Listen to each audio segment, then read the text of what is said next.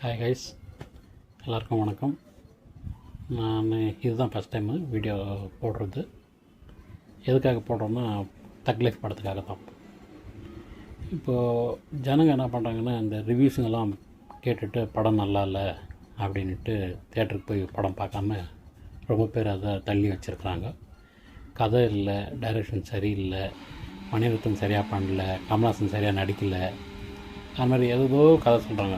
ஆனால் என்னை பொறுத்த வரைக்கும் படம் ஓரளவுக்கு சுமாரான படம் தான். ஆனால் அவ்வளோ கேவலமாகலாம் எதுவும் இல்லை. இதில் ஜனங்க ஃபஸ்ட்டு என்ன நினச்சிட்டாங்கன்னா, ஒரு கேங்ஸ்டரோட படம் ரொம்ப பயங்கரமாக இருக்கும் அதுன்ட்டு அவங்களே யூகிச்சுக்கினாங்க. ஆனால் இதில் டைரக்ஷனோட டச் என்னன்னா, நான் புரிஞ்சுக்கிறது என்னன்னா, ஒரு தக்னா ஒரு கேங்ஸ்டர் அவரோட லைஃப்பில் என்ன நடக்குது, அதாவது அவங்க குடும்பத்தில் என்ன நடக்குதுன்னு தான் இந்த கதையோட சுருக்கம்.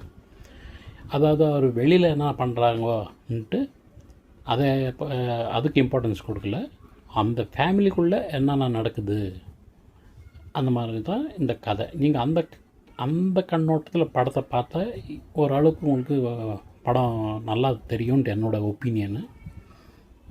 அதுதான் முக்கியமாக சொல்லணும்னு நினைக்கிறேன். ஏன்னா சில பேர் அதான் கதை இல்லைன்றாங்க. இப்படியும் ஒரு கதை இருக்குதுன்றது தான் அவர் மணிரத்னம் அந்த கதையை அவர் பண்ணியிருக்கிறாருன்னு நான் நினைக்கிறேன்.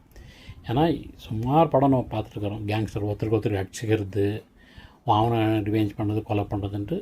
அதாவது வெளியில் இன்னொரு குரூப்புக்குன்ற மாதிரி கதை நம்ம சுமார் பார்த்துருக்குறோம்.